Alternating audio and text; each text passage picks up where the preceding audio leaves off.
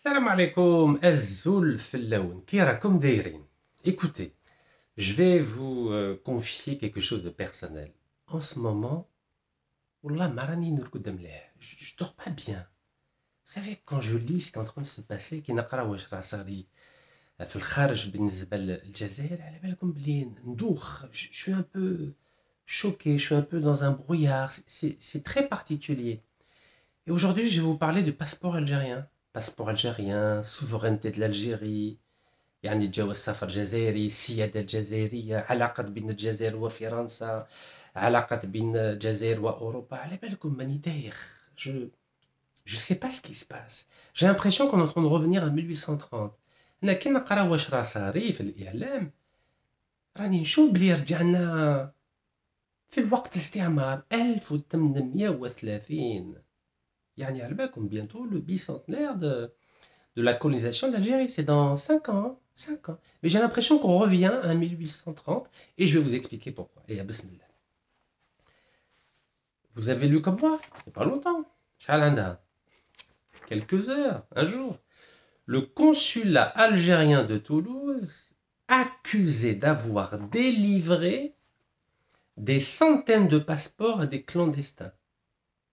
مانيش عارف كان قريته مليح. Le consulat algérien de Toulouse est accusé. Accusé. Par qui? Par la France. Pourquoi? Parce que un consulat algérien en France, يعني مد باسبور الناس اللي حراقه مساكين ما عندوش باسبور. على بالكم كي تكونوا في فرنسا ولا في اوروبا لو كان ما عندكمش كوعات يعني تاع الدوله تاعكم، سي vous n'avez pas de passeport à jour valide، ما تقدروا ديروا والو، ما تزوجوا، ما تخدموا، ما تبنوا المستقبل تاعكم. Vous ne pouvez rien faire si vous n'avez pas de passeport valide. Donc le président de la République, c'est Abdelmadjid Tebboune, a fait quelque chose que personne n'a fait depuis, oh là là, depuis 25 ans. Il a donné l'ordre, une instruction à tous les consulats de France en Algérie de délivrer des passeports algériens, à tous ceux qui n'avaient pas de passeport, en l'occurrence le harraga, ce qu'on appelle les clandestins en France. Mais cela fait partie des prérogatives d'un pays souverain. يعني أي دولة في العالم من حقها تمد باسبور لولادها، ما فيها والو هذه. لا قال لك برونو ريتايو وزير الداخلية تاع فرنسا، le ministre de l'Intérieur français a dit non. Non et non. La France interdit à l'Algérie. Vous savez, c'est incroyable. La France interdit à l'Algérie de délivrer des passeports à des citoyens algériens en France. Est-ce que vous imaginez? Allez, je vais vous lire parce que ça c'est choquant. Mais c'est choquant. Allez, bismillah. Le consulat algérien de Toulouse accusé d'avoir délivré des centaines de passeports à des clandestins. Le ministre de l'Intérieur, M. Bruno Retailleau, alors, à titre personnel, Bruno Retailleau, tous les 3 mois, il me donne un petit récépissé de 3 mois. Après, j'attendais un titre de séjour. Mais allez, vous savez, moi, je rigole de ce qui se passe. Mais je rigole pas pour la souveraineté algérienne. Allez, retrouvons le ton sérieux. Le ministre de l'Intérieur, Bruno Retailleau, rabrou, c'est-à-dire, rabrou le consulat d'Algérie de la Cité Rose, c'est comme ça qu'on appelle Toulouse, pour avoir fourni illégalement de nombreux passeports à des migrants en situation régulière. Il promet des mesures de fermeté face à cette situation. Donc c'est le journal du dimanche, c'est Quentin Gérard, 20 juillet 2025. Mais est-ce que vous imaginez cette phrase? Le ministre de l'Intérieur français, il reproche à l'Algérie d'avoir fourni illégalement de nombreux passeports à des migrants algériens. Est-ce que vous imaginez? Pour Bruno Retailleau, c'est illégal. L'Algérie n'a pas le droit de donner des passeports, de délivrer des passeports à des citoyens algériens. Comme tramouchouia, oh là là. Ça vous choque pas? واش دخلوا وزير الداخليه تاع فرنسا، واش دخلوا لو كان الجزائر تمد باسبور لولادها في فرنسا؟ واش دخلوا؟ قال لك سي الليغال. معناتها باللي الجزائر رجعت في الوقت الاستعمار تاع فرنسا 1830 1962. Est-ce que vous vous rendez compte de la gravité? قال لك سي illégal. Oh, illégal. يعني ما كان لا السياده الوطنيه الجزائريه، ما كاش الرئيس، ما كاش وزير خارجيه، ما كاش حكومه، ما كاش عسكر، ما كاش شرطه، ما كاش عداله، ما كان والو، يعني كل شيء إيليغال. واو. Il faut le lire. Il faut le lire pour le croire. على بالكم لو كان ما تقراوش ما تامنوش واش راه صاري. الجزائر نورمال ما بور لانستون ما قالت والو. والله راني داير، خلوا بالكم راني داير. هذا هو برونو ريتايو، تعرفوا هذا برونو ريتايو اللي بغى يولي رئيس، ممكن يولي رئيس 2027. وجدوا روحكم. واش قال؟ Le consulat d'Algérie à Toulouse est dans le collimateur, c'est-à-dire il est dans le viseur de Bruno Retailleau. Le ministre de l'Intérieur l'a accusé dans un entretien accordé au Figaro vendredi 18 juillet, wow, quelques jours, d'avoir délivré des centaines de passeports à des clandestins. Oui. Et alors, où je t'arrête? Pour le locataire de la place Beauvau, c'est-à-dire là où il y a le ministère de l'Intérieur à Paris. Cette pratique est une atteinte aux règles de réciprocité entre la France et l'Algérie. Ah oui.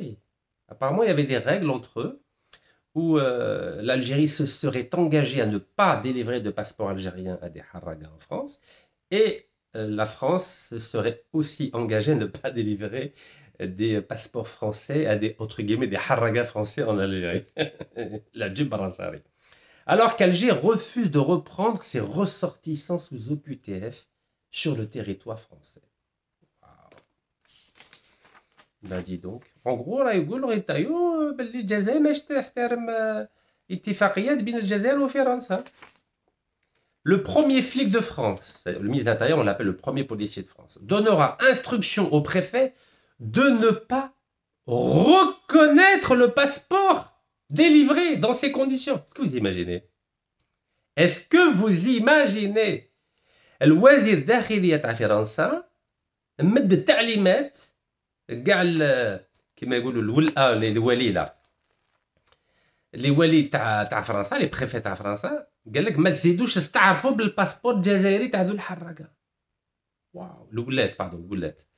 Vous vous rendez compte ou pas? Monsieur Bruno Retailleau a donné instruction au préfet pour ne plus qu'il reconnaisse ses passeports algériens accordés par un État souverain à ses propres concitoyens. C'est incroyable. Les documents déjà distribués ne pourront donc pas être utilisés dans les démarches de régularisation ou de séjour. Et il y a Djadar qui vous l'a dit. Vous imaginez? Vous imaginez? Mais les Français قالت الجزائر انا ما نستعرفش بالباسبور تاعك انت ما نستعرفش بهم انايا. La France ne respecte pas, ne va pas reconnaître les passeports délivrés par le consulat d'Algérie de Toulouse. وراهي السيادة الوطنية. Ben écoutez, ou en plus, chez Galec Bruno Retailleau, alors je vous laisse lire quand même, hein, comme ça, au cas où vous pourriez dire que c'est moi qui invente. C'est incroyable ce qui est en train de se passer. Ou Galec Bruno Retailleau a également annoncé son intention de restreindre l'accès au territoire à certains cadres du régime algérien accusés de dénigrer la France. رجعنا الرول. واش راه يقول وزير الداخليه تاع فرنسا؟ قال باللي اي واحد خدام في الحكومه الجزائريه ويبدا يهضر حاجه خطيره على فرنسا ما يجيش يدخل في فرنسا. تهديد يعني.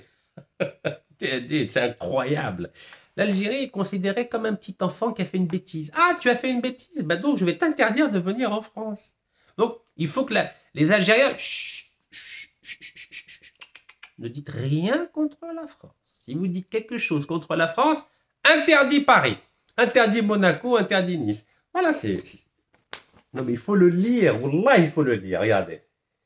Galec Bruno Retailleau a également annoncé son intention de restreindre l'accès au territoire à certains cadres du régime algérien. Il ne dit pas gouvernement, هو ما يصعب لا gouvernement, la raïs, la adala, la wallo. Accusé de dénigrer la France. Dénigrer, c'est dire des choses négatives sur la France. Par ailleurs, le ministre de l'Intérieur a appelé à une remise en cause générale du cadre légal entre la France et l'Algérie. Si les accords de 68 ne sont pas dénoncés avant la fin de ce quinquennat, c'est-à-dire en 2027, il faudra le faire après la prochaine présidentielle, a-t-il franchi. En gros, راه يقول لو كان ما نعاودوش كاع اتفاقيات بين الجزائر وفرنسا من 2027 من بعد 2027 انا لو كان نولي رئيس باينه باللي ما يكونوش هذو اتفاقيات تاع 68 تاع 1968. واو. قال لك et là ça devient intéressant, c'est comme ça que je vais introduire la suite de cette vidéo. Dans le même entretien, Bruno Retailleau a plaidé pour une ligne diplomatique plus ferme, évoquant une suspension des négociations entre l'Union européenne et l'Algérie sur un accord d'association. Vous savez que le président algérien, depuis 2023, il se bat pour renégocier cet accord d'association entre l'Union européenne et l'Algérie qui a coûté à l'Algérie, au Trésor public algérien, 40 milliards de dollars depuis 2005, c'est-à-dire 2 milliards de pertes pour l'Algérie, ou de manque à gagner pour l'Algérie, par an depuis 2005. Vous imaginez, nous avons perdu 40 milliards de dollars à cause de cet accord d'association qui a été signé par Feu Abdelaziz Bouteflika qui adorait la France, vous savez. Il a négocié avec la France. Écoutez, moi je vous embête pas, je vous donne tout, mais laissez-moi faire le kursi. Voilà, Khalouni fait le kursi. Eh oui. Et vous savez que Feu Bouteflika a bradé les richesses du Sahara. Et ça continue, hein, parce que c'est des accords sur le très long terme. On va y arriver. Donc Bruno Retailleau a menacé de suspendre les négociations. En gros, on n'aurait négocié rien. لازم تخلصوا كل عام مدوا لنا 2 ملايير دولار باطل. Voilà, gratuit. السكتوا برك. راه يقول الجزائر السكتوا برك. أنا نحكم فيكم. C'est moi qui décide. Waouh. Donc je répète, Bruno Retailleau a plaidé pour une ligne diplomatique plus ferme, évoquant une suspension des négociations entre l'Union européenne et l'Algérie sur un accord d'association. قال لك l'Algérie gagne beaucoup plus que l'Europe. Ah oui. هذاش راه حاسب روحو، هذا وزير الداخليه دخل روحو في صلاحيه تاع الرئيس على بالكم. Il est que ministre de l'Intérieur, mais c'est lui qui parle au nom de la France, au nom du président, au nom du ministre des Affaires étrangères. Mais c'est incroyable. Regardez, incroyable, incroyable, extraordinaire. Donc, tous les problèmes qu'il y a en ce moment entre l'Union européenne et l'Algérie, ben, c'est lui qui a décidé de prendre le taureau par les cornes et de menacer l'Algérie. C'est à cause de lui que l'Europe commence à mettre en place des procédures d'arbitrage que vous connaissez. Eh ben, dis donc, ben, chapeau, ben, bravo. Puis nous, on fait quoi? On dit quoi dans tout ça? L'Algérie, elle dit quoi? Qu'est-ce qu'elle dit, l'Algérie? Qu'est-ce qu'elle a les moyens? Quels moyens dispose l'Algérie pour riposter à cela? On va y arriver, on va y arriver. Bon, vous savez que M. Bruno Retailleau, le 17 mars 2025, avait dit que la France va lancer une riposte graduée contre l'Algérie. Je vous en parle régulièrement. Eh ben, la riposte graduée, maintenant, elle touche même la souveraineté de l'État algérien. Voilà, le passeport algérien, voilà, il ne reconnaît pas le passeport algérien, Bruno Retailleau. Ben, il met en place une stratégie. Et nous, on met quoi en place comme stratégie de riposte? Quelle est la riposte graduée de l'Algérie? C'est quoi? On va y arriver. Donc ça, c'était le 17 mars. Regardez, 17 mars 2025. Galek, la France va lancer une riposte graduée contre l'Algérie. Ok, très bien. 2 juillet 2025. La porte-parole du gouvernement algérien, Sophie Primas, elle a dit « La riposte graduée est en place ». Elle a dit qu'elle est en place. Voilà. Nous avons fait ce qu'il faut contre l'Algérie, suite à la déclaration du 17 mars de Bruno Retailleau, la porte-parole du gouvernement. Donc, ce n'est pas que le ministre de l'Intérieur, c'est le gouvernement français. La riposte graduée est en place, réaffirme la porte-parole du gouvernement. Voilà, elle s'appelle Sophie Primas. Voilà, c'est bien ça, oui. Sophie Primas, porte-parole du gouvernement. Voilà, c'est ici, Sophie Primas. Voilà. Et c'était le 2 juillet sur CNews et Europe 1. CNews, Europe 1. Donc c'est officiel, c'est pas un sondage ça, c'est officiel, c'est la parole du gouvernement français. Alors vous savez que je vous ai dit, l'Algérie a perdu depuis 2005 40 milliards de dollars à cause de cet accord d'association entre l'Union européenne et l'Algérie. Donc le président algérien, il défend l'Algérie. Ben, c'est pour ça que je le soutiens, parce qu'il défend vraiment l'Algérie. Et il essaye de défaire tout ce qui a été mis en place par Feu Abdelaziz Bouteflika. Il essaye. Oui, il essaye. Bon, il est mal entouré, mais il essaye, lui. même dans la presse internationale, donc Arab News, c'est pas algérien, c'est saoudien, accord d'association Algérie-Union européenne, des pertes colossales pour l'économie algérienne. Donc c'est normal que l'Algérie remette en cause un accord qui nous fait perdre 40 milliards de dollars depuis 2005. Vous savez, c'est quoi 40 milliards de dollars? C'est le budget total, c'est les réserves apparemment de l'Algérie aujourd'hui. Parce que c'est entre 39 et 70 milliards, les réserves. Vous imaginez? C'est les réserves d'une année entière. Voilà ce que nous avons perdu à cause de cet accord d'association. Et ça, cet article-là, il date de 2020, et à l'époque, c'était 30 milliards. Regardez, 2020. Et à l'époque, les responsables algériens avaient évalué à 30 milliards de dollars de pertes. Oui, parce que nous, on a exporté 15 milliards et les Européens ont exporté 310 milliards. Regardez, sur les 15 ans. Voilà. 310 milliards, voilà. 310 milliards. Les Européens avaient exporté 310 milliards et nous, on avait exporté simplement 15 milliards de dollars. Voilà, c'est ici, le chiffre 15. Donc évidemment qu'on n'avait aucun intérêt. Ça, c'est hors hydrocarbures, évidemment. Donc le président Abdelmajid Tebboune, il s'est dit, c'est normal que je renégocie ce contrat où l'Algérie perd. C'est normal. Ah. Les Français, non.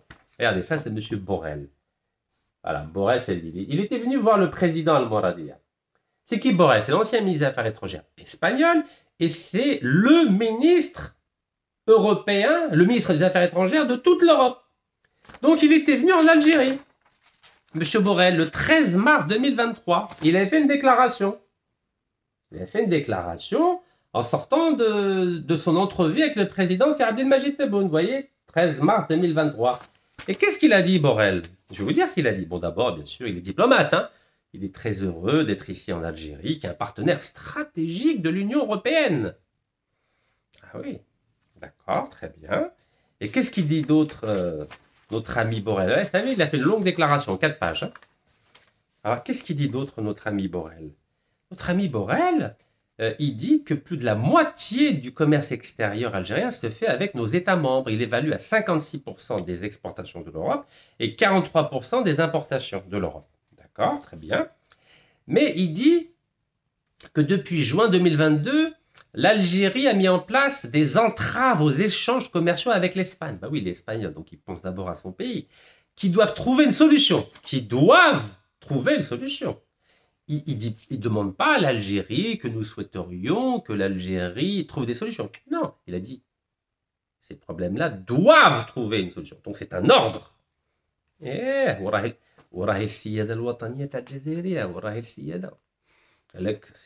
L'Algérie doit. Attention. C'est une menace directe. Ok. Il nous faut commencer par trouver une solution aux limites actuelles. D'accord. Il a dit, je pense aussi aux contraintes qui entravent les investissements européens en Algérie, qui ont un impact direct sur la mise en œuvre de notre accord d'association. Waouh! Vous imaginez? C'est des menaces à peine voilées. Hein? C'est des menaces directes. Après, il accuse l'Algérie. Galek, la lutte contre la corruption et contre le blanchiment d'argent constitue également une priorité importante. En gros, il dit quoi? Il dit que l'Algérie est corrompue et qu'elle blanchit de l'argent. C'est pas moi qui le dis, c'est Borrell, le ministre des Affaires étrangères de l'Europe. Regardez, la lutte contre la corruption et le blanchiment d'argent. Et après, vous allez comprendre pourquoi je mets l'accent sur ces points-là. Tant pour l'Union européenne que pour l'Algérie.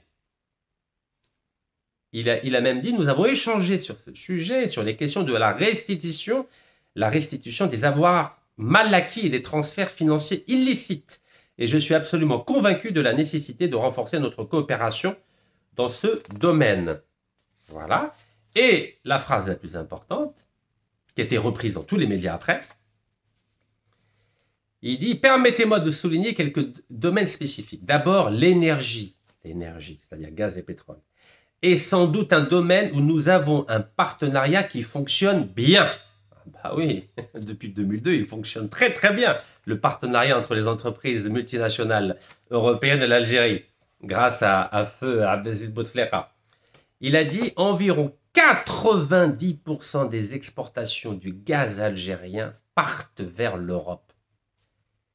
90% des exportations du gaz algérien partent vers l'Europe.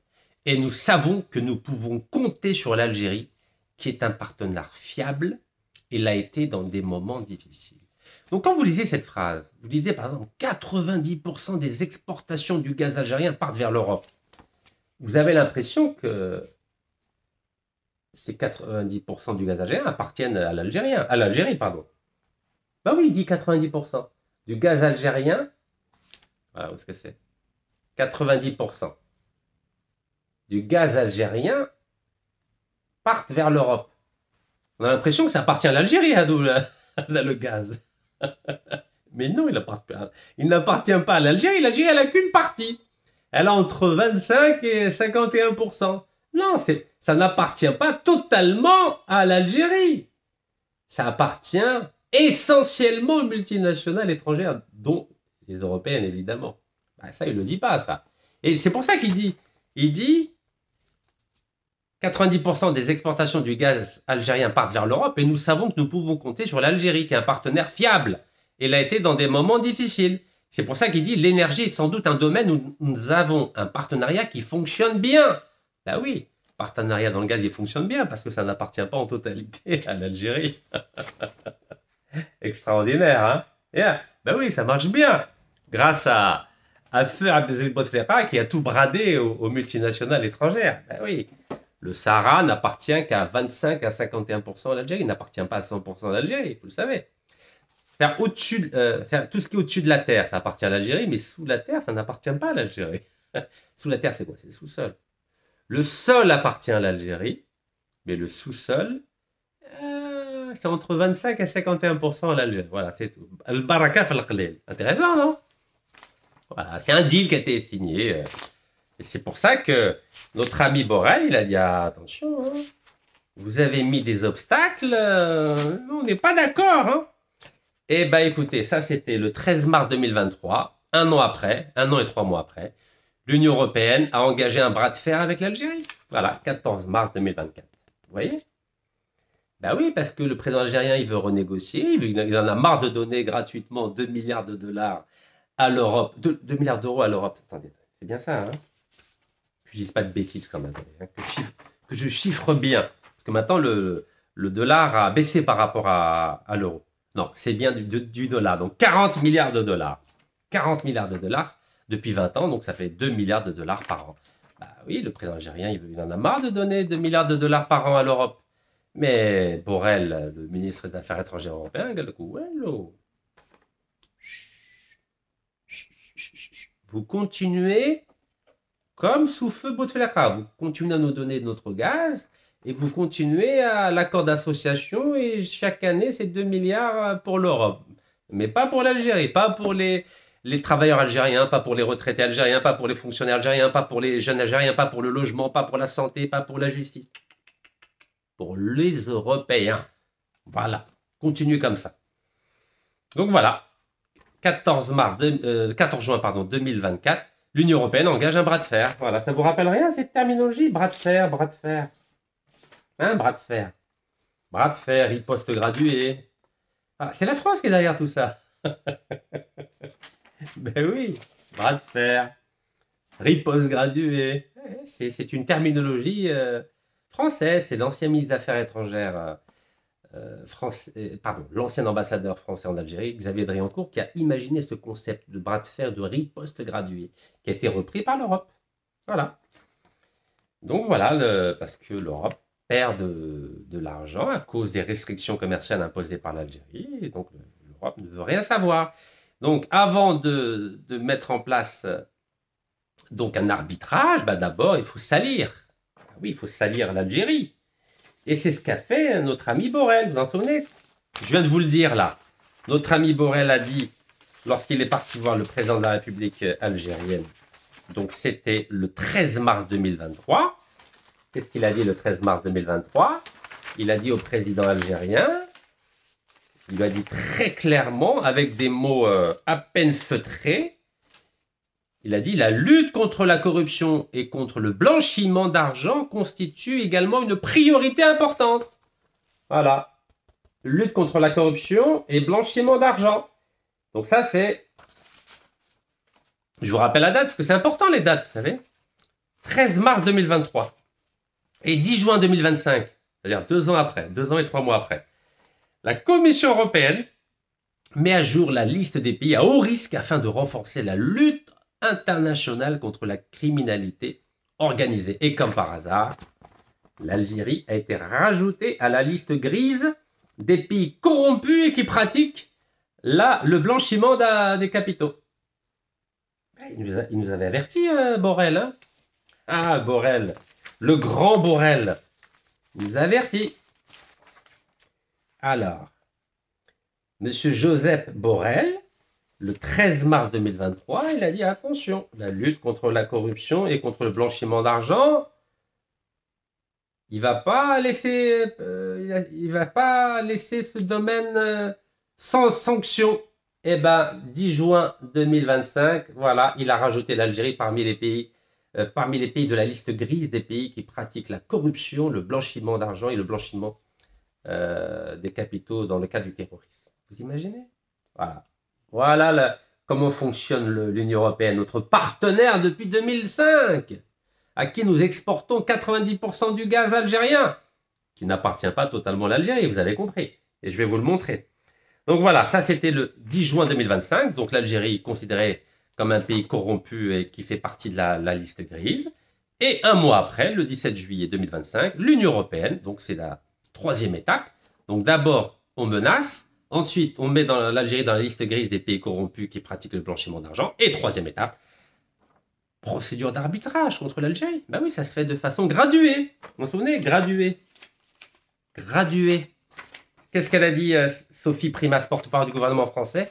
La riposte graduée est en place. La riposte graduée est en place. Ben oui, elle a dit ça le 1er juillet 2025. 17 juillet, l'Union européenne engage une procédure d'arbitrage contre les restrictions commerciales imposées par l'Algérie. Ben oui. Donc, il n'y a plus de négociation. Hein. Donc là, on ne parle plus de renégocier l'accord d'association voulu par le président algérien. Non. Non, maintenant, on parle de sanctions. Bah oui, procédure d'arbitrage, c'est-à-dire sanctions. Bah oui. Et donc, c'est pour ça que dans la presse algérienne, on parle de bras de fer. Le bras de fer se durcit. Voilà. Le bras de fer se durcit. L'Union européenne veut sanctionner la politique commerciale restrictive de l'Algérie. Voilà. Et Algérie 360, l'Union européenne active l'arbitrage contre l'Algérie. Voilà. Algérie 360, l'Union européenne active la procédure d'arbitrage contre l'Algérie. Ah bah oui, parce que notre ami Borrell, là, Joseph Borrell, quand il a dit le 13 mars 2023, il a dit « Je suis très heureux d'être ici en Algérie, qui est un partenaire stratégique de l'Union européenne et un acteur incontournable dans notre voisinage commun. » Il est diplomate, hein. Mais qu'est-ce qu'il fait 2 ans après? Ben, il massacre. Il massacre l'Algérie. Voilà, à coup de missiles. Ouais. Et ça, c'est notre partenaire, hein. Vous imaginez? Voilà, déclaration officielle de M. Borrell. Waouh! Vous vous rendez compte? Et on reçoit ces gens-là, le Moradia, tapis rouge. Voilà, c'est nos partenaires, les Européens. Arbitrage contre l'Algérie. Vous savez que nous, on est forts pour gagner des procès en arbitrage. L'Algérie est connue, hein. L'Algérie est connue pour gagner tous ces procès en arbitrage. Apparemment, c'est pas ce que pense monsieur le député algérien, monsieur Yacoubi. Hein. Yacoubi, il a dit que l'Algérie a perdu 10 milliards de dollars dans des procès intentés à l'étranger. 10 milliards de dollars. Eh oui, c'est pas moi qui le dis, hein, c'est le député algérien. Et Algérie Patriotique donc, a fait une interview avec lui. L'Algérie a perdu 10 milliards de dollars dans des procès intentés à l'étranger. Et ça date de quand, ça? Ça date du 6 octobre 2023. Donc vous voyez, ça va faire mal, hein. L'arbitrage, si l'Europe met en place une procédure d'arbitrage, ben, vous pouvez être sûr qu'avec les avocats stagiaires auxquels on fait appel en France, vous êtes sûr qu'on va perdre. Vous avez compris? Vous savez, je fais un peu d'humour, hein. 10 milliards de dollars on a perdu dans des procès. 95% des procès en arbitrage, on les a perdus. Ben oui, parce qu'on n'a pas les... On ne fait pas appel aux avocats d'affaires algériens. Non, non, non. On fait appel à des stagiaires. Nous, on préfère les stagiaires. C'est bien, parce qu'on donne, on donne leur chance à des nouveaux avocats de, d'étudier des dossiers. Et puis, s'ils perdent, c'est pas grave. Nous, on paye, nous. On paye, regardez, 10 milliards de dollars. Alors, nous, on cumule hein, les pertes. Hein, 40 milliards de dollars de pertes avec l'Union européenne dans le cadre de l'accord d'association. 10 milliards de pertes dans des procès intentés à l'étranger. Ouais, normal. Voilà. Alors, c'est pour ça que les Algériens, bah, il y a des journalistes algériens qui sont quand même intelligents et cultivés. Ils disent ça suffit maintenant, l'Algérie veut se débarrasser de l'arbitrage international. Voilà, journaliste du journal Expression proche du gouvernement algérien. Bah oui, on perd à chaque fois, 95% des procès sont perdus. C'est pour ça que le journaliste de l'Expression, M. Walid Aït Saïd, a dit que les Algériens semblent être nuls dans les affaires et le lobbying. Et le pays perd tous ses arbitrages internationaux, ce qui coûte une fortune au trésor.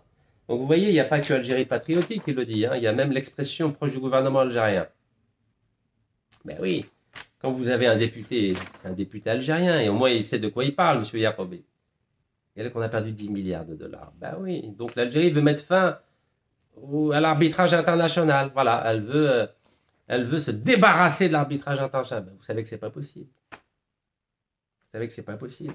Oui, parce que nous, comme on bosse pas, on met pas des gens compétents. Donc nous, on préfère les incompétents. Voilà, les incompétents, c'est mieux. Comme ça, on peut leur dire, bon, dirhak, voilà. Ben oui, si vous mettez des compétents, des gens compétents, par exemple, ben, les gens compétents, si on les appelle pour dire dirhak ou scout, ben, ils vont dire non. Non, je suis payé pour une mission bien particulière, c'est défendre les intérêts d'Algérie, je ne peux pas me taire. Non, je suis obligé de préparer un dossier sérieux. Nous, notamment sous Fou Bouteflika, on n'a mis que des incompétents pour gérer les dossiers. Et malheureusement, il y a encore des personnes formées sous Bouteflika qui sont dans des postes importants en Algérie et qui ont fait appel à des avocats stagiaires pour notamment s'occuper de la demande d'extradition de Abdeslam Bouchouareb. Et vous savez que ça a échoué, bah oui, parce qu'on a mis une stagiaire qui a 50 métiers. 50 métiers. Vous croyez qu'une avocate qui a 50 métiers, elle peut s'occuper d'un dossier aussi lourd que de demander l'extradition d'un ancien ministre de l'Industrie qui est copain avec le président français? Ben, évidemment que c'est pas possible.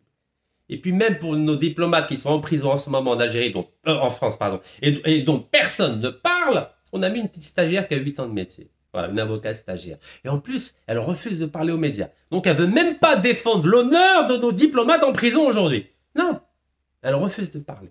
Donc il n'y a personne qui défend l'honneur de nos diplomates qui sont emprisonnés aujourd'hui. Et que fait le ministère des Affaires étrangères algérien? Il fait quoi?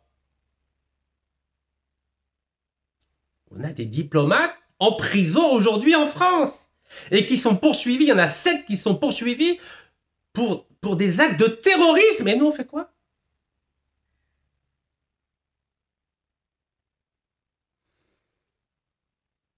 Vous savez que la plupart des diplomates aujourd'hui ont été formés sous Bouteflika. Vous croyez qu'ils veulent défendre l'Algérie? Entre nous. Vous croyez qu'ils veulent défendre l'Algérie? Alors que pendant 20 ans, ils ont travaillé sous Bouteflika? Il faut être sérieux. Donc voilà, nous on perd de l'argent, voilà, allez, on jette l'argent par la fenêtre. Alors, quand on pense à la loi du 24 février 71 de Feu Houari Boumedienne, qui défendait l'Algérie, qui défendait la souveraineté algérienne, qui défendait la valeur du passeport algérien, du dinar algérien. Aujourd'hui, vous savez combien ça coûte? 1 euro est égal à 264 dinars, je crois. Waouh. Waouh. Non, je mélange tout, moi. C'est bien ça, non? 1 euro, c'est combien déjà? marché parallèle. شحال يدير على بالكم ما يمطروش الدواء راه يهبل فيا على بالكم الدواء راه يهبل فيا. Imaginez le président algérien. Voilà, c'est ça. Donc, ouais, c'est ça, c'est 264 dinars. Imaginez le président algérien qui voit la valeur de Feu Houari Boumedienne, qui voit quelle est la valeur du passeport algérien, M. Breton Retailleau ne veut même plus reconnaître le passeport algérien, et qui voit la valeur du dinar aujourd'hui. Mais si Hebel, franchement, Benatna, le 24 février 71, il nationalise les hydrocarbures, bon, c'est pas mal, 51%. On n'a pas été comme le Mexique qui a nationalisé à 100% le 18 mars 1938. Mais c'est déjà pas mal. Vous savez, la France, 132 ans de colonisation, 7 ans et demi de guerre, 5 millions et demi de martyrs en tout. Donc il faut aller doucement avec les Français parce qu'on sait qu'ils sont redoutables. on voit ce qu'ils sont en train de faire avec l'Union européenne. Imaginez quand ils voient l'état de dégradation de la valeur du passeport algérien du dinar. Imaginez sa réaction. Pourtant, il avait des défauts. Bah, vous savez que c'était un homme très autoritaire. Il n'y avait pas de liberté en Algérie à l'époque. Mais au moins, l'image d'Algérie à l'étranger, machallah. Bah, on ne peut pas tout avoir. Hein. Bah oui, on ne peut pas tout avoir. Et imaginez sa réaction aujourd'hui. Quand il voit la valeur du passeport algérien à l'étranger, Bruno Retailleau ne veut plus le reconnaître. Et la valeur du dinar. Waouh. Waouh, waouh. Ben oui, donc notre ami Feu Ouali Boumediene, notre frère, notre ancien président, compatriote, donc il a tout fait pour nationaliser les hydrocarbures. Et le 1er octobre 2017, où Yahya Galek, moi je vais réviser la loi sur les hydrocarbures pour encourager l'investissement étranger. Voilà, 1er octobre 2017. Donc notre ami Ahmed Yahya a détricoté, a détruit tout ce qu'a fait, Feu Ouali Boumediene le 24 février 61. Vous imaginez? Et puis, il a imprimé 118 000, c'est comme ça, 118 000 milliards de centimes. Comme ça, la valeur du dinar a dégringolé complètement. Ah oui, aujourd'hui, on a combien? 118 milliards de dollars de dette publique interne. Ah oui. Tout ce qui a été fait par Ouali Boumediene a été massacré par Ahmed Yahya et les différents gouvernements de Feu Bouteflika. Vous imaginez tout ce qui a été fait. Voilà, qu'est-ce que vous voulez que je vous dise? Donc, donc suite à la décision d'Ahmed Yahya de faire une nouvelle loi sur les hydrocarbures, bah, après lui, notre ami Bedoui, Nourdine Bedoui, qui a pris sa place en tant que Premier ministre, a validé la loi à l'Assemblée populaire nationale, l'APN, la loi du 11 décembre 2019, donc c'est avant l'arrivée de Si Abdelmajid Tebboune, et c'était fini. Adieu la loi Adieu la loi de Feu Ouali Boumediene. Vous savez que c'est à cause de cette loi que j'ai été emprisonné la première fois. Vous êtes au courant quand même, j'espère. Voilà, tout ce qu'a fait Feu Ouali Boumediene a été massacré dans cette loi. Donc avant, on faisait des contrats de 20 ans, maintenant on fait des contrats de 30 ans. Allez, 30 ans plus 10. Ça veut dire qu'on est prisonnier pendant 30 ans. Donc tous les contrats, tous les contrats qui sont faits avec des multinationales maintenant, avant c'était 20 ans, ben maintenant c'est 30 ans plus 10. Ça veut dire que même il y a un nouveau président qui arrive, il ne peut rien faire. Il ne peut rien faire pendant 30 ans. Vous voulez faire quoi? Pendant 30 ans, vous ne pouvez rien faire. Donc vous êtes piégé. Donc ça fait combien de mandats ça? 30 ans. Ça fait 6 mandats. 6 mandats. Donc un président qui arrive, il ne pourra rien faire. Deuxième président qui arrive, il ne pourra rien faire. Troisième président qui arrive, il ne pourra rien faire. Quatrième président qui arrive, il ne pourra rien faire. Cinquième président qui arrive, il ne pourra rien faire. Sixième président qui arrivera, il ne pourra rien faire. Il faudra attendre le 7e président, si chacun d'eux fait un seul mandat. Et là, il pourra dire, moi je décide ou de renouveler ou de ne pas renouveler. Vous imaginez? Donc ça s'appelle l'esclavage. Nous sommes rentrés avec cette loi dans l'ère de l'esclavage énergétique, contractuel. Les 6 prochains présidents qui vont arriver en Algérie ne pourront rien faire. Rien. À cause de la décision de M. Ahmed Yahya du 1er octobre 2017, validée par Nourdine Bedoui, que j'ai eu l'occasion de voir. D'ailleurs, les deux, je les ai vus. Hein. Donc, Ahmed Yahya, on a passé 4 mois ensemble à Orléans, la prison d'Orléans. Et ensuite, 75 jours ensemble avec Nourdine Bedoui. Tous les jours, je le voyais en train d'aller voir ses avocats. Tous les jours. Parce que le bureau des avocats était juste en face de notre cellule où nous étions avec des détenus de droit commun. Voilà, on était 18. Donc tous les jours, on voyait Nourdine Bedoui avec son survêtement. Il n'avait plus de cravate. Maintenant, j'ai remis la cravate. Voilà. C'est ces deux-là qui ont saboté l'Algérie. Aïnen est normal. Hein. Voilà. Normal. في هذاك الوقت الشعب الجزائري كان لاهي قال لك شا كان يقول دولة مدنية ماشي عسكرية كان يلها فوالا كان يرقص tous les vendredis كان يرقص pendant que Ahmed Yahya et Nourdine Bedoui ont bradé les richesses du pays aux multinationales étrangères. Bravo. C'est bien. D'ailleurs, ما كنتش تخرجوا كل جمعة حبستوا. Vous croyez que c'est comme ça qu'on fait de la politique? On sort tous les vendredis, tous les après-midi. Voilà, on va danser, chanter, on rentre à la maison. Vous croyez que c'est comme ça qu'on va défendre les intérêts de l'Algérie? Bravo. Bravo. Voilà, donc maintenant on a une belle loi qui a réduit l'Algérie à l'état de l'esclavage énergétique et contractuel. Bravo. D'ailleurs, les grands cabinets américains, Price, Waterhouse, Coopers, ben, ils étaient contents. Galec, ils ont notamment eu une présentation en 5 pages où ils disent les principales mesures de la nouvelle loi sur les hydrocarbures qui, évidemment, encourage l'investissement dans le secteur des hydrocarbures en Algérie. Et elle prévoit un régime, cette loi, elle prévoit un régime contractuel plus flexible et un régime fiscal plus favorable aux partenaires étrangers. Ben oui, plus favorable aux partenaires étrangers. Ben oui, évidemment. Donc, sous l'ère Bouteflika, ben oui, on a tout fait pour favoriser les étrangers. Puis le peuple algérien, خليه يخمم على الكيلو تاع البطاطا وشحال راه يدير كيلو تاع اللحم و 1 2 3 فيفا l'Algérie ماتش دو فوتبول ديروا له لي ستاد وخليه يلهى ويرقص ويشطح سي بيان برافو 47 مليون d'Algériens الصحراء راحت adieu et le problème c'est que ça continue mais parce que le président algérien vous croyez qu'il peut tout surveiller franchement entre nous. Vous avez vu les problèmes qu'il a pour renégocier le contrat d'association avec l'Union européenne? Maintenant, on a des menaces directes. Ah oui, تعاودوا اتفاقيات بين أوروبا والجزائر. والو, menace directe de l'Union européenne. Voilà, 17 juin 2025. النفط, donc c'est l'Algérie, octroie des licences d'exploration et d'exploitation d'hydrocarbures dans 5 sites des entreprises majoritairement européennes.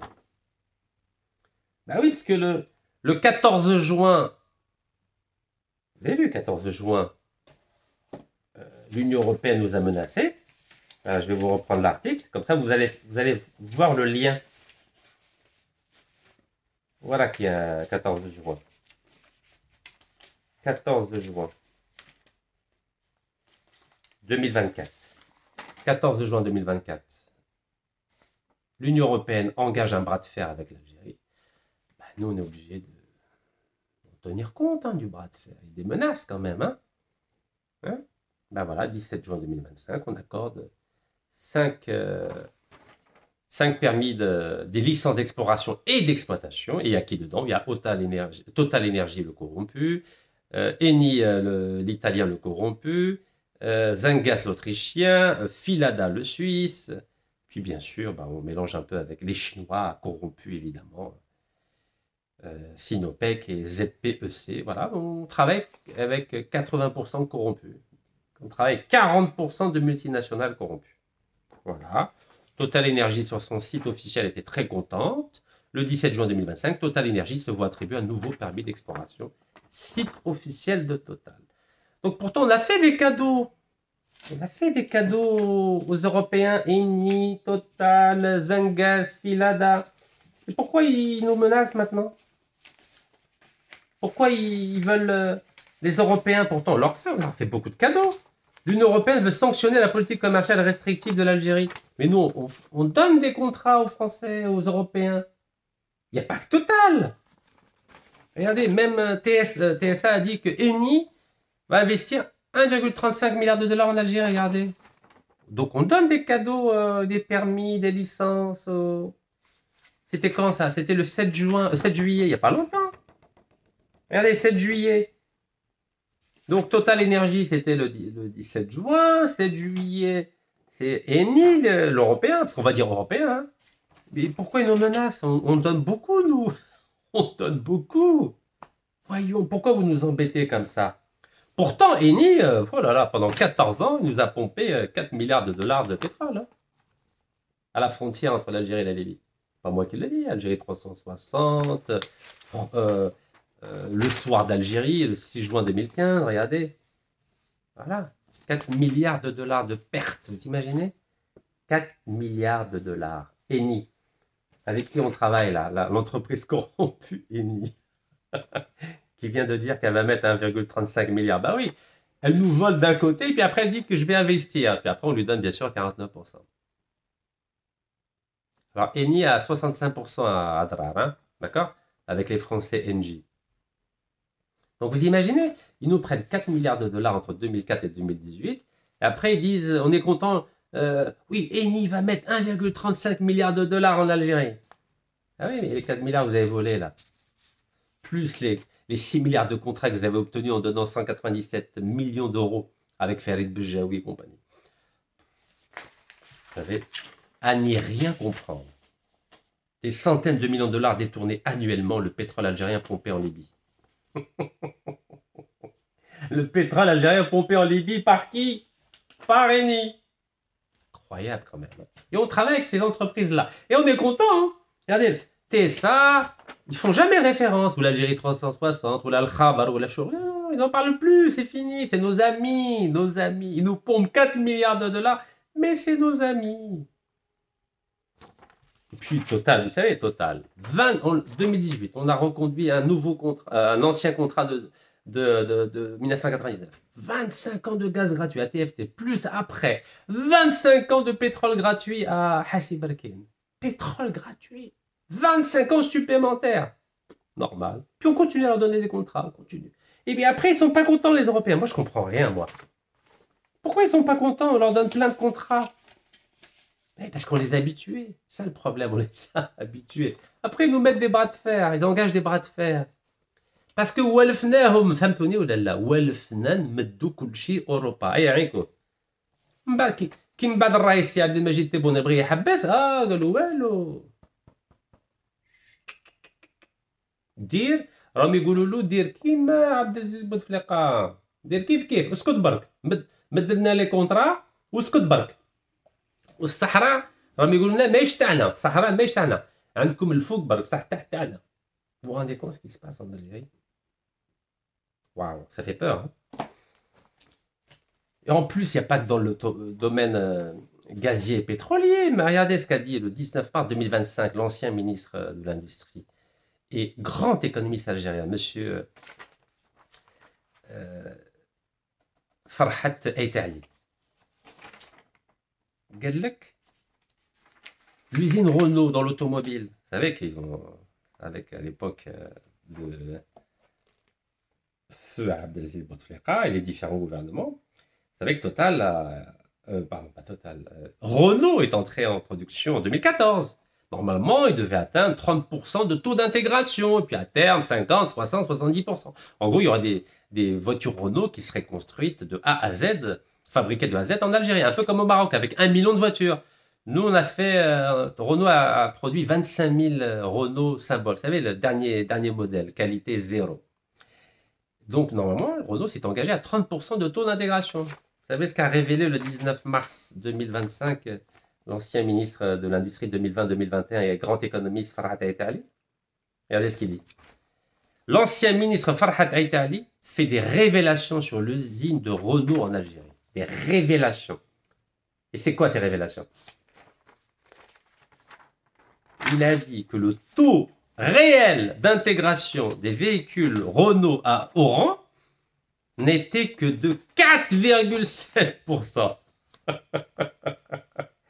4,7%. Vous imaginez le foutage de gueule? 4,7%. Normalement, c'est 30%. Non, Renault, ouais, elle produisait rien. Elle amenait les pièces, les kits qu'on appelle des kits, et il faisait juste du montage en Algérie.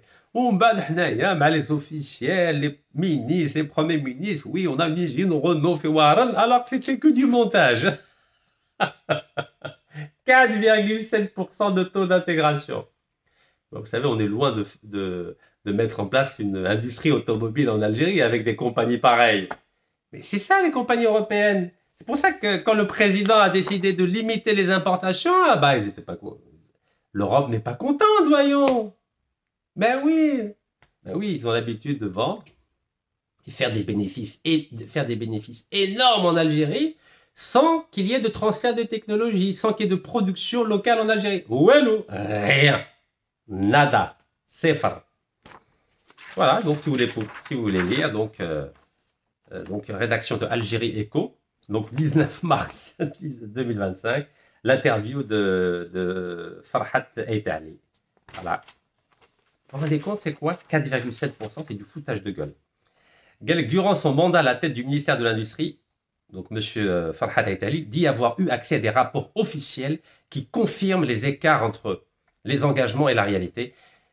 Le taux d'intégration n'était que de 4,4%, a-t-il indiqué en parlant du taux d'intégration réel atteint en 2019 par Renault, 5 ans après l'ouverture de son usine à Oran. Et il a ajouté, et c'était le cas aussi pour les autres constructeurs. Lisez, lisez. C'est du sabotage de l'économie nationale. Sous Abdelaziz Bouteflika, il y a eu un sabotage de l'économie nationale en partenariat avec les multinationales étrangères dans tous les domaines, automobile, gaz, pétrole, etc. La catastrophe. Donc alors, pourquoi l'Europe veut sanctionner l'Algérie? Ben oui, parce que à partir du moment où le président algérien essaie de défendre la souveraineté algérienne, c'est-à-dire Siyada al-Wataniya, ben, l'Europe n'est pas contente, voyons. Parce que sous feu Abdelaziz Bouteflika, le Sahara n'appartenait plus à l'Algérie, c'est fini. Le sous-sol, pardon. Non, au-dessus, il n'y a rien, il n'y a que du sable, l'Hajar au Ramla. Hajar Ramla, les Européens disent, vous pouvez les garder, vous pouvez garder le sable et les pierres qu'il y a au-dessus. Nous, ce qui nous intéresse, c'est le sous-sol. C'est ce qu'il y a entre 1000 mètres et 3000 mètres sous terre. Ben oui. Regardez, les Norvégiens. 75% à Hassimouina. Ben oui. 75%. 2007. Vous savez, Hassimouina. Vous savez, Hassimouina. Hassimouina. Equinor, le Norvégien, à 75%. Et Sonatrach n'a que 25%. Voilà. 75%. L'Algérie, 25%. Zavalena, 25%. 25%. Pareil pour Regan Nord, on n'a que 40%. Regan Nord, on n'a que 40%. Les Espagnols, Repsol 36%. Et les Allemands, maintenant c'est les Anglais, Harbour Énergie, 24%. Voilà, Regan Nord. Qu'est-ce que c'est Regan? Qu'est-ce que c'est écrit? Voilà, Regan Nord. Regan Nord. Oui, pareil pour à côté de Hassim Saoud. Donc, Bir Seb'a et Bir Msana. La Sonatrach n'a que 25%. Et bien sûr, les Vietnamiens et les Thaïlandais ont 75%. Voilà. Vous pouvez lire, hein? Regardez. Radio algérienne, attention, hein? Hein? Radio algérienne. Radio algérienne. Voilà. Le Sahara n'appartient pas à l'Algérie. Le sous-sol, bien sûr. Hein? Voilà. Ain Salah, pareil. Les Norvégiens ont, avec les Anglais, donc Norvégien Statoil 31,85 et BP British Petroleum 33,15. Sonatrach 35% seulement. Vous voyez? Ain Salah. Ain Salah. Voilà, Sonatrach n'a que 35%. 35%. Ouais, vous arrivez à lire? 35%. Voilà, puis pareil, Bir Msana, le gisement de Bir Msana, le Cepsa l'espagnol, bah oui. Borrell, il est venu se plaindre alors que le 4 avril 2018, une entreprise espagnole, Cepsa, est passée de 45% à 75% dans le gisement de Bir Msana, gisement pétrolier. Regardez, 45 à 75%, il n'est pas content. Avril 2018. Oui, on a l'habitude de 2018. Et moi, j'ai publié mon livre en anglais. Oui, avant que ce soit une politique nationale en Algérie. The Bouteflika Dictatorship under French Protection. Donc, vous allez voir, il y a marqué juillet 2018. Regardez. Juillet 2018. Vous arrivez à lire. Juillet 2018. Le livre publié juillet 2018. Et qu'est-ce que fait l'Algérie en avril 2018? Elle donne 75% à une entreprise espagnole dans le gisement pétrolier de Brimsana. 75%. Donc, puis l'Algérie, ça ne l'intéressait pas d'avoir la majorité? Non, non, pas besoin de majorité. C'est fini. Boumediene, c'est démodé. Boumediene. Où est les Boumediene, monsieur? Où est les Boumediene? 51%. Et tous les 24 février, on fête la nationalisation des hydrocarbures. Mais c'est fini. Il y a très longtemps que l'Algérie n'a plus 51%. Voilà. C'est ça, 75%. 75%. Pourtant, Houari Boumdi, il a 51%, non, c'est fini. 25% pour la Sonatrach, bzaf alena. Voilà, et puis les Espagnols étaient contents. Hein. Regardez, 4 avril 2018, les Espagnols ils ont dit super, hamdoullah. C'est ça l'entreprise espagnole qui a été rachetée par les Émirats Arabes Unis à 75%. Allez, 75%. Sonatrach n'a que 25%. Regardez. Les 25% restants appartiennent, sont détenus par la Sonatrach. 25% restants. On a les miettes. Les miettes. Moi, j'ai écrit des livres en français, en anglais, mais ça vous intéressait pas. Chacun يقولوا البكري كتحوس تخلط نتايا كتحوس تخلط ben oui. انا قلبي ظني كي نشوف باللي شركه اجنبيه عندهم Equinor 75%, Cepsa 75%, les Anglais, les Norvégiens 60%, 60%, 65%. L'Algérie n'a plus 51%, c'est fini. Voilà. كنتو تقولوا لي بلي كتخلط نتايا ياك كتخلط يعني نخلط Voilà, donc le gain, j'en ai déjà parlé. Voilà, et même les Vietnamiens, les étrangers, les Vietnamiens, les Thaïlandais. Vous vous rendez compte, les Vietnamiens et Thaïlandais, ils ont 75% à Bir Seba. 75%, vous imaginez? Alors, le directeur du groupement de Bir Seba, c'est un Algérien. Bah oui, il faut sauver les... Comment il s'appelle d'ailleurs? L'Hamel Darraji. Voilà, c'est lui le directeur général. On a l'impression que l'Algérie est majoritaire hein, quand on voit ça. Regardez, Hamel Darraji. C'est le directeur du groupement de Bir Seba. Comme ça, Bir Seba. On a l'impression que l'Algérie est majoritaire quand on voit ça. Regardez, le directeur, comme tu fous, ouais, Hadja Kbira, hein. Voilà, l'entreprise pétrolière du Vietnam en Algérie passe à la deuxième phase avec des résultats prometteurs. 14 mars 2025. Ça fait pas longtemps, hein. Mais regardez dans la réalité. Le projet géré par le groupement Bir Seba, GBRS, une société formée par 3 partenaires dans le cadre d'un contrat de partage de production, comprend une répartition des parts de 40% pour la Société nationale de pétrole de Vietnam, PVEP, 65% pour les Thaïlandais, PTTEP, et 25% pour la Sonatrach. Voilà, 25%. Bzaf. وراك يا بومدين وراك.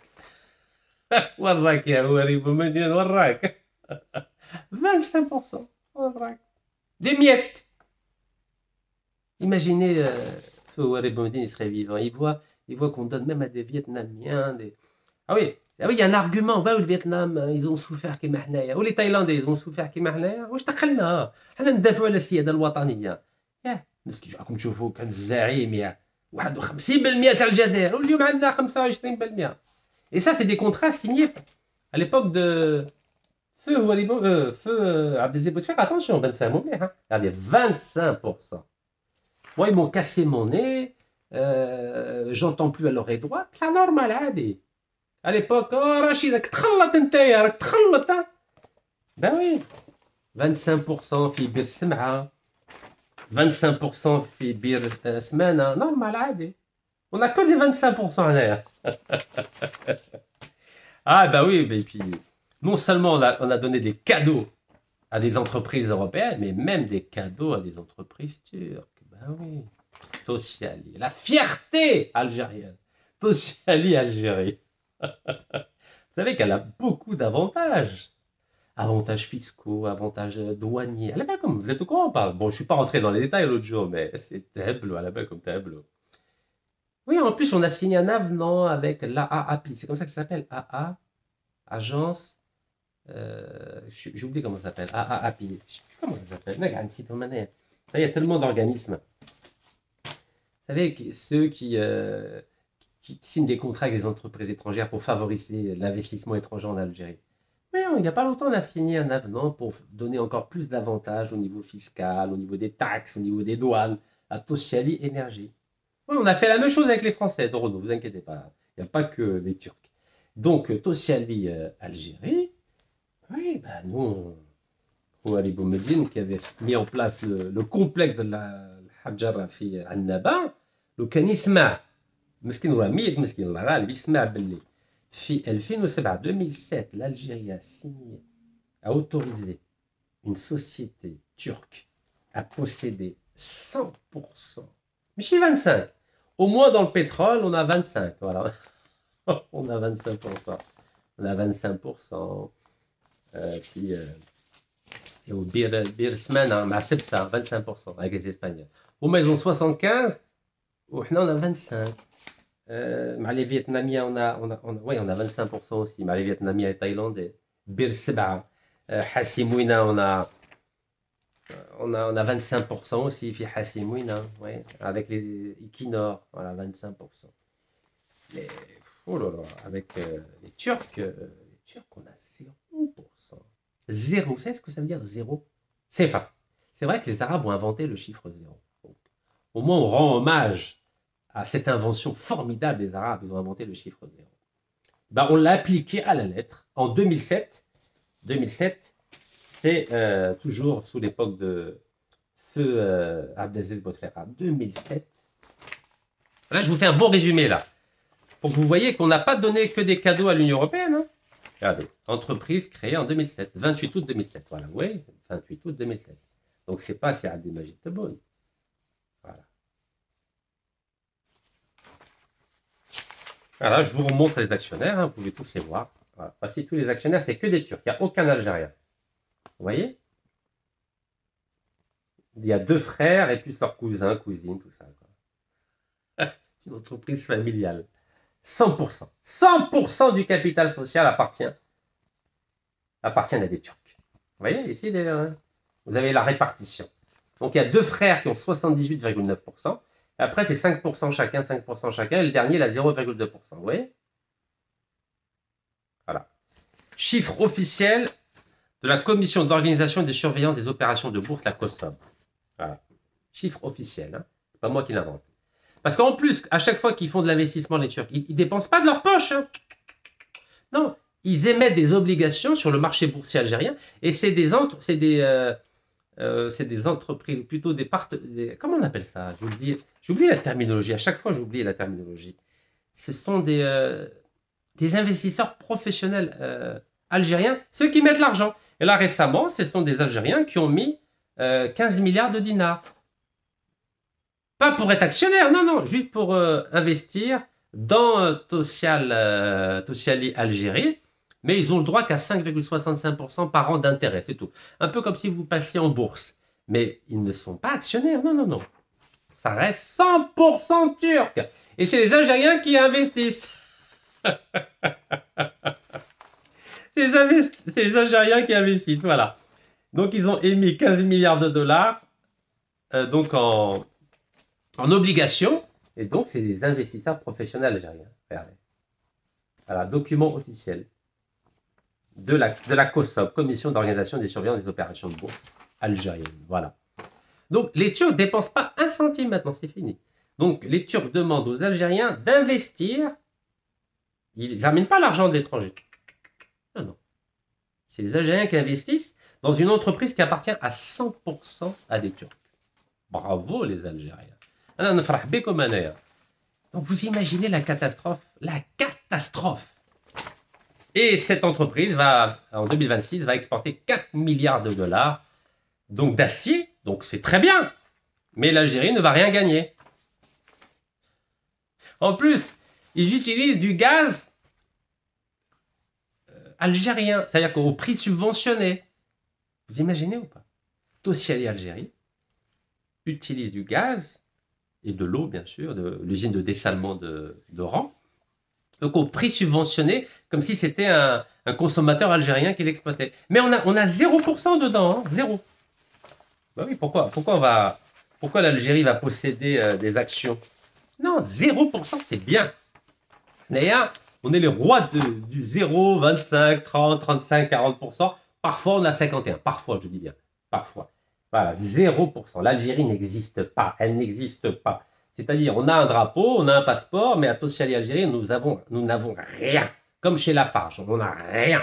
Lafarge, Maaskari, Lafarge, Msila, on n'a rien. 0%. Donc, on a juste un passeport, on a un drapeau, mais 0% dans l'acier.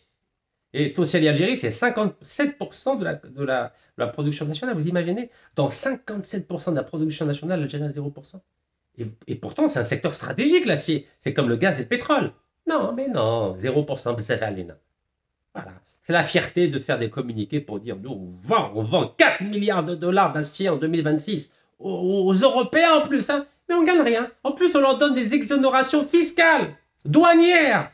Ils ont le gaz pratiquement battle, parce que, et puis l'eau de l'usine de dessalement. Donc, ils ont du gaz et de l'eau au prix du marché algérien.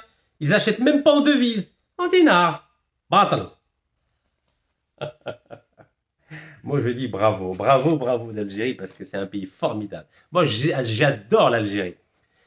Mais, vous savez, je sais plus, j'arrive plus à parler sérieusement, tellement c'est grave. Bon, là, je suis obligé de mettre un peu d'humour, sinon, voilà, document officiel. Document officiel de la COSOB. Alors, la COSOB, elle ne voulait pas dire que ça appartenait à 100% à des Turcs. Elle a juste dit que Tosyali Algérie, donc, qui a été créée en 2007, le capital c'est 50 milliards de dinars, détenu principalement. Ben oui, elle ne peut pas envoyer un communiqué à la presse en disant que c'est détenu à 100%. Donc ils ont juste dit c'est détenu par Fouad Tosyali à 53,8% et Mohamed Fatih Tosyali, donc c'est son frère, 26%. Donc ça fait 73,8%. Voilà. Donc quand on lit un communiqué comme ça, on a l'impression que l'Algérie a 21,2%, puisqu'elle parle que de 2 actionnaires. Ben oui, le problème c'est que dans le dossier complet, le dossier d'information, ben là c'est bien 100%. Mais elle ne pouvait pas envoyer un communiqué de presse en disant que ça appartenait à 100% à des Turcs. Ça fait mal, oui. Même eux, ils ont un peu de fierté quand même, la COSOB. Ils ont un peu de fierté. Il n'y a même pas de signataire. Ouais, bah oui, il faut un communiqué de presse, mais il n'y a pas de signataire. Cellule communication et des relations publiques. Vous voyez? Ils mettent que les 2 principaux actionnaires. Ils n'ont pas osé mettre les autres qui ont 5%, 5%, 5%, 5% et 0,2%. Parce qu'en gros, il y a 53,8, 26, après 5%, 5%, 5%, 5%, et à la fin 0,2%. Vous voyez? Regardez. Donc la COSOB, donc, qui est la Commission d'organisation et de surveillance des opérations de bourse, elle avait mal au cœur. Elle a eu peur que dans tous les médias algériens, que l'opinion publique découvre que 100% de Tosyali appartient à des Turcs et 0% à l'Algérie. Donc vous voyez, ils ont un peu de nif, un petit peu, oui, par respect pour le drapeau algérien. Regardez. C'est malheureux, non? Je ne sais pas. Moi, ça me fait mal, mais peut-être que vous, ça vous fait rien. Bon, j'ai vu quand même quelques commentaires. Il y en a, ils sont un peu choqués.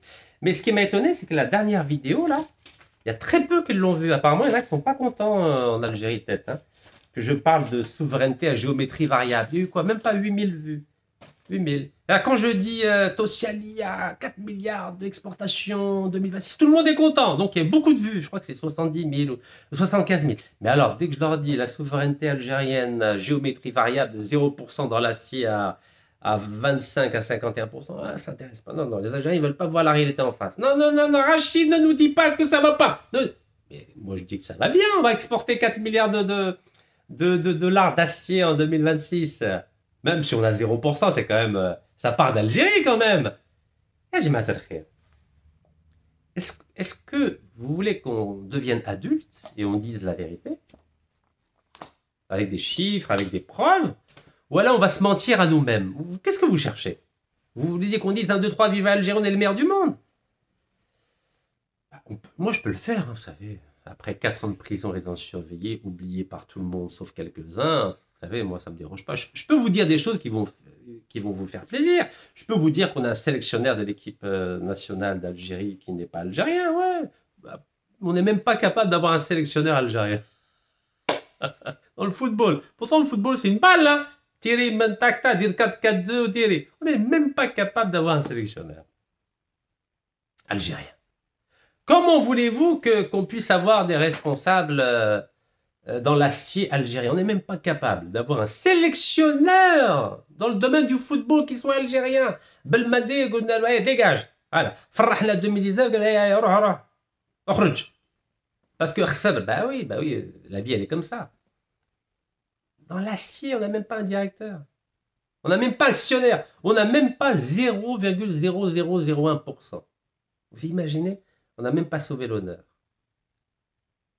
Tosyali, Algérie, on a 0%. Ça vous fait rien, franchement. Ça vous fait rien. Alors, Lafarge, c'est pareil. Hein. Amsila et à Gaz, donc à Marseille, 0%. 0. Ça vous fait rien. Pourtant, c'est des secteurs stratégiques. Ciment, acier, gaz, pétrole. 0%. Qu'est-ce qu'on va faire? Moi, je vous ai fait une proposition. Normalement, dans les secteurs stratégiques, c'est la loi même de novembre, du 11 décembre 2019. L'Algérie doit avoir 51%. C'est la loi. 51% dans les secteurs stratégiques. Le ciment, c'est stratégique, l'acier, c'est stratégique, le gaz, c'est stratégique, et le pétrole, c'est stratégique. Donc, normalement, l'Algérie doit prévoir dans sa loi de finances, chaque année, que on ne peut pas faire ça d'un coup, mais chaque année, on doit avoir un programme pour rendre réelle la souveraineté de l'Algérie dans les secteurs stratégiques. Donc, un mandat d'un président, c'est 5 ans. Donc, chaque année, il y a une entreprise qui doit être rachetée à hauteur de 51%. Donc, une année, par exemple, c'est Lafarge, une autre année, c'est Tosyali, une autre année, c'est le contrat de Hassimouina. Hassimouina, on n'a que 25%. Après, l'année d'après, c'est Birsmana, les Espagnols, on doit prendre 51%, et ainsi de suite. Oui, il faut qu'on ait un programme de souveraineté énergétique, voyons. Regardez là, les Maliens, ils ont pris 100% des gisements d'or. Vous avez entendu il n'y a pas longtemps, là. Ben oui, quand on aime l'Algérie, ça coûte de l'argent. Oui, je sais que ça coûte de l'argent. Ça coûte de l'argent, mais je ne sais pas qu'est-ce qu'on veut. Qu'est-ce qu'on veut, nous? On veut juste avoir un passeport que Bruno Retailleau ne veut même pas reconnaître à Toulouse, ou là, un drapeau, juste un drapeau? Ou là, vraiment, on veut être vraiment une force? Qu'est-ce qu'on cherche? On cherche quoi? Qu'est-ce que veut l'Algérie? Qu'est-ce que veut l'État algérien? Qu'est-ce que veut le peuple algérien aujourd'hui en 2025? C'est quoi notre vision? On veut juste faire illusion, ou être vraiment une force réelle? Et pour cela, il faut s'impliquer. Vous savez, il y a le madrasa al-Jazairi, il y a tarbiya islamiyya. Donc, il y a l'éducation religieuse. Mais moi, c'est bien. Moi, j'aimerais qu'il y ait aussi tarbiya iqtisadiyya. Il nous faut une éducation économique. Il faut que le peuple algérien soit informé de ce qui se passe dans notre pays. Les contrats de gaz, de pétrole, d'acier, de ciment, la dette extérieure, la dette intérieure publique. Il faut que le peuple algérien les aime bien. Non, ça vous intéresse pas? Non, je sais pas. Hein. Moi, je vois, dès que je dis des choses un peu gênantes, personne ne veut regarder. Hey, non, Rachid, je ne vais pas regarder. Non, je n'ai pas envie d'entendre ce que tu nous dis. Non, non, non, non, non. Mais Kingoulkou, ouais, machallah, les Turcs, Tosyali Algérie va exporter 4 milliards de dollars d'acier en 2020. Ah, tout le monde est content. Ah oui, bravo, vive l'Algérie. Et à la fin, bon, j'ai attendu 1h15 pour vous dire, mais écoutez, chers compatriotes, Tosyali Algérie, on a 0%. 0%. On n'a rien. Rien. C'est le zéro parfait. Lafarge, Msila, Lafarge, Maaskar, c'est le zéro parfait dans le ciment. Ah, ça vous voulez pas l'entendre, ça c'est pas possible, ça.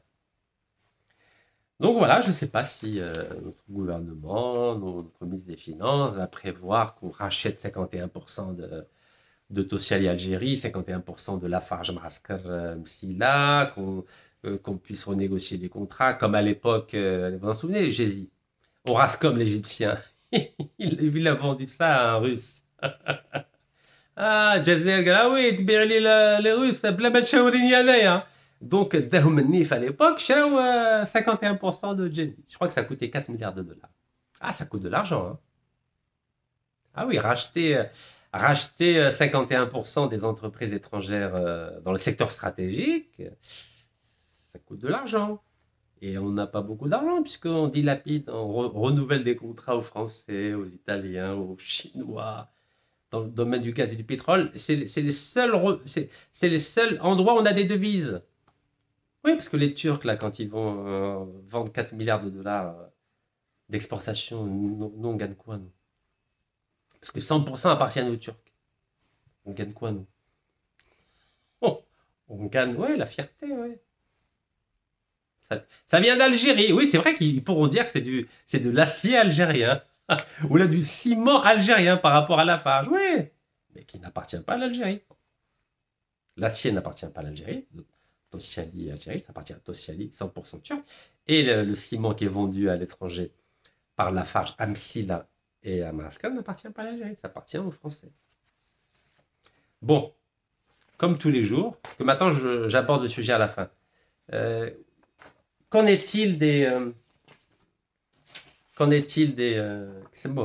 mandats d'arrêt internationaux contre les Algériens condamnés pour corruption qui sont à l'étranger?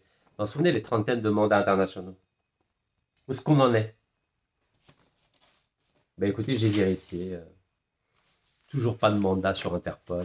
Toujours pas de notice rouge sur Interpol. Donc Nassim Otradol peut dormir tranquille. Faïd Bejaoui peut dormir tranquille.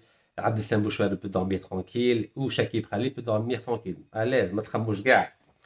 Pourtant, en 2023, il y a eu 22 843 mandats d'arrêt internationaux qui ont été émis par le Bureau central national d'Interpol à Alger. 22 843, vous imaginez? C'est Moudjahid qui le dit, c'est pas moi. Hein. Et quand on regarde sur Interpol, il n'y a rien du tout. Moi, je pense qu'il y a un problème informatique au bureau d'Interpol à Alger. Je pense qu'ils ont des problèmes à envoyer, à mettre à jour les données.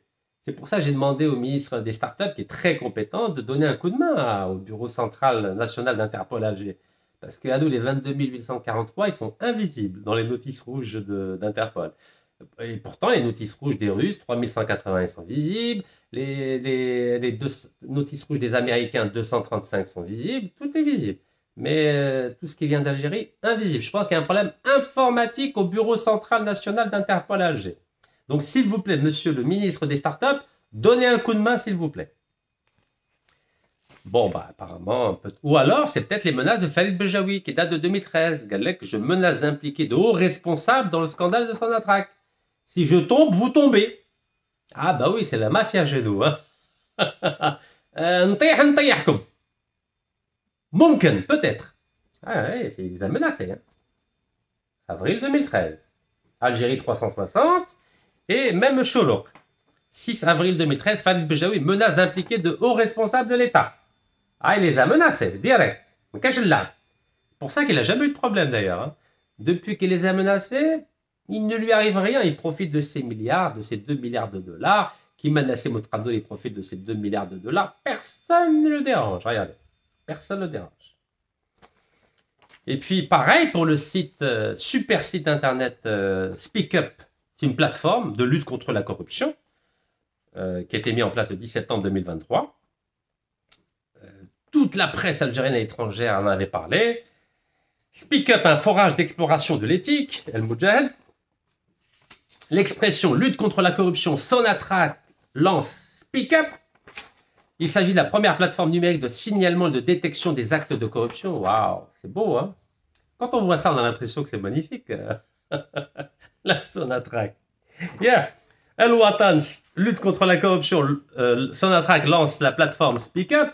Voilà, 11 septembre 2023. La radio algérienne SpeakUp, lutte contre la corruption, Sonatrach lance la plateforme numérique de lancement SpeakUp. Voilà. Radio algérienne.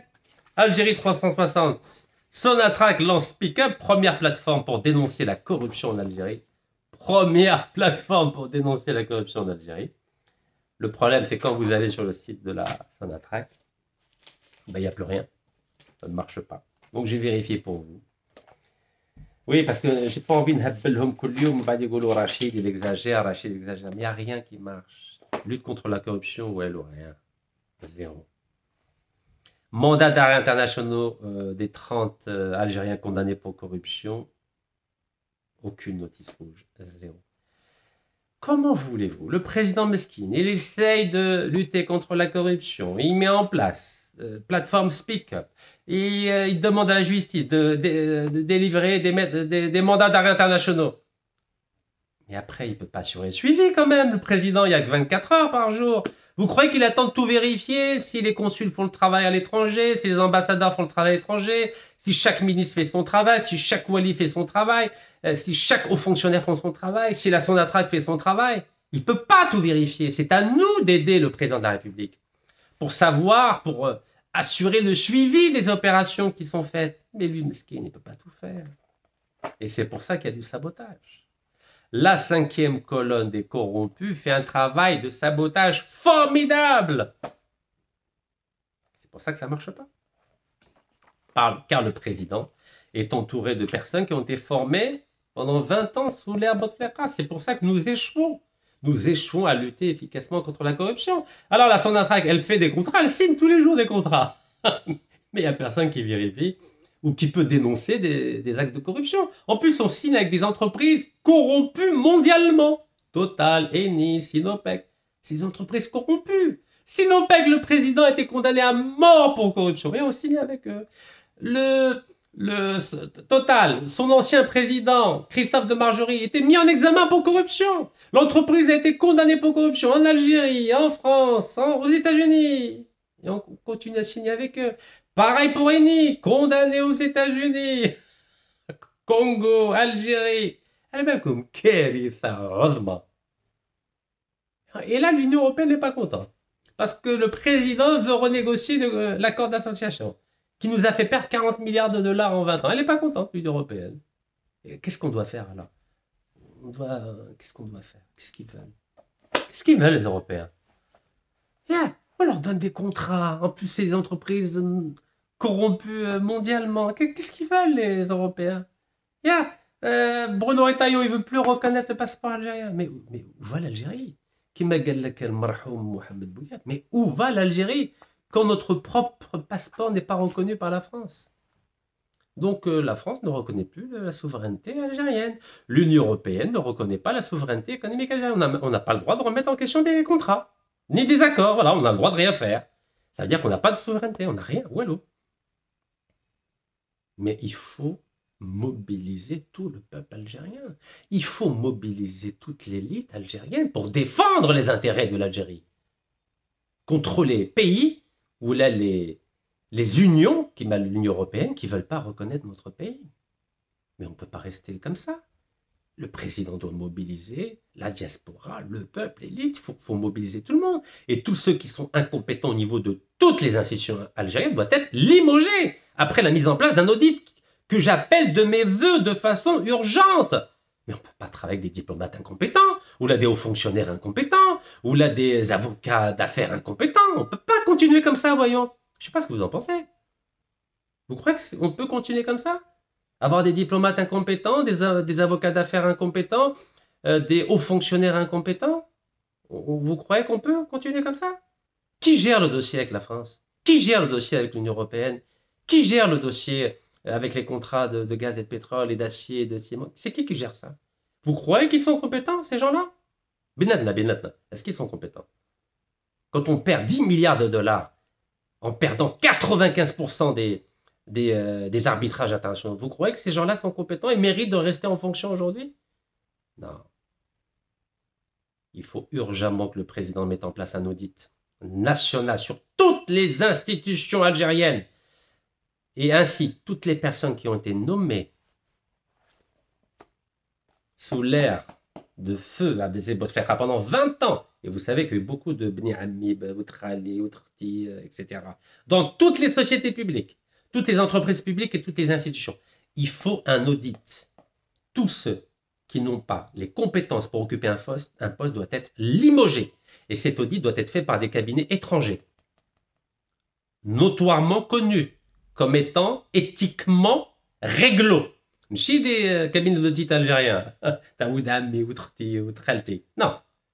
Tant qu'on n'aura pas mis en place cet audit national à l'échelle de toutes les institutions algériennes, à l'échelle de toutes les entreprises publiques algériennes, jamais, je dis bien jamais, jamais, au grand jamais, nous ne pourrons lutter contre l'incompétence et contre la corruption. Jamais. Jamais. Et jamais. Et on continuera à avoir des amateurs qui gèrent la renégociation des accords d'association avec l'Union européenne, les demandes d'extradition, les mandats d'arrêt internationaux, la lutte contre la corruption à la Sonatrach. Vous avez bien vu que ça ne marche pas. savez, pour parler de façon familière. Cela s'appelle du foutage de gueule. Excusez-moi pour l'expression. En arabe, l'hef. Nous vivons une souveraineté du hef, de l'illusion. Et c'est pour ça que des ministres français comme Retailleau se permettent de dire que moi, je ne reconnais pas le passeport algérien. Il a donné des instructions au préfet pour ne pas reconnaître le passeport algérien. Mais quand vous avez des personnes qui ont des fuites dans leur CV, vous savez pourquoi le ministre de l'Intérieur se permet de dénigrer l'Algérie? Parce qu'il sait qu'il y a beaucoup de responsables qui ont été formés sous l'ère Bouteflika, qui ont des fuites. C'est-à-dire quoi des fuites? Ils ont acheté des appartements de façon illégale ou illicite. Ils ont des comptes bancaires dont la provenance n'est pas légale ou illicite. Donc c'est facile de menacer des responsables algériens qui ont un CV gruyère. Vous savez c'est quoi un CV gruyère? C'est-à-dire que c'est facile de les poursuivre en justice. Et la boubihom kemeibro. Donc tant que le président algérien Si Abdelmadjid Tebboune ne va pas nettoyer les écuries d'Ogias, on va rester comme ça, et que la France, un petit ministre va nous menacer matin, midi et soir, et on ne va pas pouvoir réagir. On a ce ministre-là qui a fait arrêter des diplomates et des agents consulaires algériens qui sont en prison. Personne ne les défend, personne ne parle d'eux, c'est fini. Aïe, vous vous rendez compte? Comment voulez-vous être respecté si on ne se respecte même pas nous-mêmes? Voilà ce que je voulais vous dire. Barakallahu fikoum, bientôt comme ça. Wallah yarham shuhada.